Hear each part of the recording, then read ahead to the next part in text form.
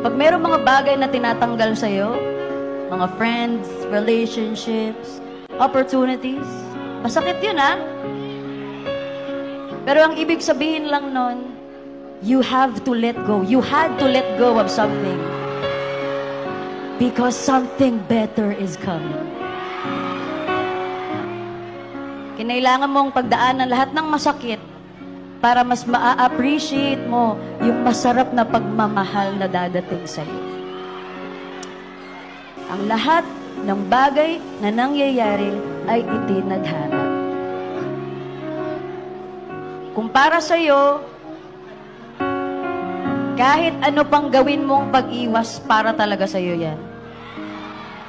In the same way na, kahit ano pang pilit mo, kung hindi talaga para sa'yo, hindi talaga yan para sa'yo. So, pag may umalis, bitawan. You deserve more. You deserve better. Just believe that better things are coming.